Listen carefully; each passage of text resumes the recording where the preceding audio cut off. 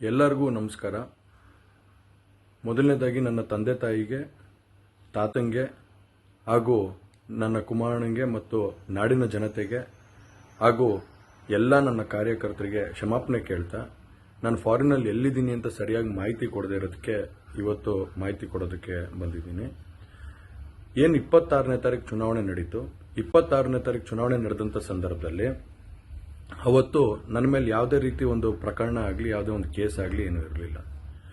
SITನೂ ಕೂಡ ರಚನೆ ಆಗಿರಲಿಲ್ಲ. ಈ 26ನೇ ತಾರೀಕು ನಾನು ಫಾರಿನ್ಗೆ ಹೋಗೋದು ಕೂಡ ಇದು ಮುಂಚೆನೇ ಪ್ರೀ ಪ್ಲಾನ್ ಆಗಿತ್ತು. ಹಾಗಾಗಿ ನಾನು ಫಾರಿನ್ಗೆ ಹೊರಟಾದ ಮೇಲೆ 3-4 ದಿನದ ನಂತರ ನಾನು ಯೂಟ್ಯೂಬ್ ನೋಡೋವಂಥ ಸಂದರ್ಭದಲ್ಲಿ, ನ್ಯೂಸ್ ಚಾನೆಲ್ ನೋಡೋವಂಥ ಸಂದರ್ಭದಲ್ಲಿ ನನಗೆ ಈ ಮಾಹಿತಿ ದೊರಕುವಂಥ ಕೆಲಸ ಆಯಿತು. ಮಾಹಿತಿ ದೊರಕಿದ ಮೇಲೆ ನಂತರ SITನೂ ಕೂಡ ಏನು ಒಂದು ನೋಟಿಸ್ ಕೊಡೋವಂಥ ಕೆಲಸ ಮಾಡಿತು. ಆ SIT ನೋಟಿಸ್ಗೂ ಕೂಡ ನಾನು ಎಕ್ಸ್ ಖಾತೆ ಮುಖಾಂತರ ಮತ್ತು ನನ್ನ ಲಾಯರ್ ಮುಖಾಂತರ ನಾನು 7 ದಿನ ಸಮಯ ಅವಕಾಶ ಕೇಳಿದ್ದೆ.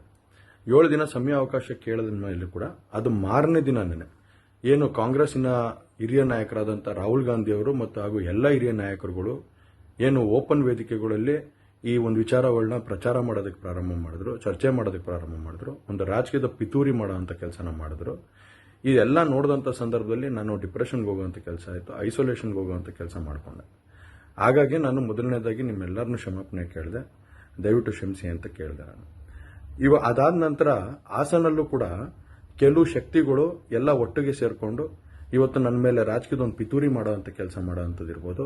ರಾಜಕೀಯವಾಗಿ ನಾನು ಏನು ಬೆಳೀತಾ ಇದ್ದೀನಿ, ನನ್ನ ಕುಗ್ಗಿಸ್ಬೇಕು ಅನ್ನೋ ಒಂದು ರೀತಿಯಲ್ಲಿ ಇವತ್ತು ಏನೇನೋ ಒಂದು ಪ್ರಕರಣಗಳಲ್ಲಿ ಅವರು ಎಲ್ಲರೂ ಕೂಡ ಒಂದು ಭಾಗಿಯಾಗುವಂಥ ಕೆಲಸಗಳನ್ನ ಮಾಡಿಕೊಂಡ್ರು.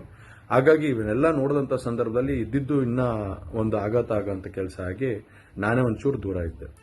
ಹಾಗಾಗಿ ಯಾರು ಕೂಡ ಇದ್ರ ಬಗ್ಗೆ ತಪ್ಪು ತಿಳಿಯೋದು ಬೇಡ.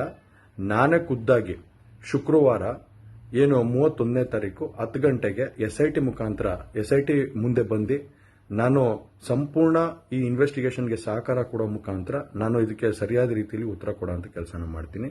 ಹಾಗೆ ನ್ಯಾಯಾಲಯದ ಮೇಲೆ ನನಗೆ ನಂಬಿಕೆ ಇದೆ.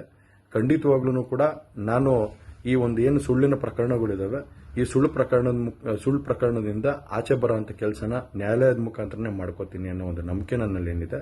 ಹಾಗೂ ದೇವರ ಆಶೀರ್ವಾದ ಮತ್ತು ಜನರ ಆಶೀರ್ವಾದ, ನನ್ನ ಕುಟುಂಬದ ಆಶೀರ್ವಾದ ನನ್ನ ಮೇಲೆ ಇರಲಿ. ಖಂಡಿತವಾಗ್ಲೂ ನಾನು ಈ 31ನೇ ತಾರೀಕು ಶುಕ್ರವಾರ ನಾನು SIT ಮುಂದೆ ಬರ್ತೀನಿ. ಬಂದ ನಂತರ ನಾನು ಇದಕ್ಕೆಲ್ಲದಕ್ಕೂ ಕೂಡ ಇದಕ್ಕೆ ತಲೆ ಎಳೆಯುವಂಥ ಕೆಲಸನ ಮಾಡ್ತೀನಿ. ನನ್ನ ಮೇಲೆ ನಂಬಿಕೆ ಇರಲಿ ಅಂತ ಹೇಳಿ ನಿಮ್ನೆಲ್ಲರನ್ನೂ ಕೋರ್ತಾ ನಾನು ಧನ್ಯವಾದ ಹೇಳಕ್ಕೆ ಇಷ್ಟಪಡ್ತೀನಿ. ಧನ್ಯವಾದ.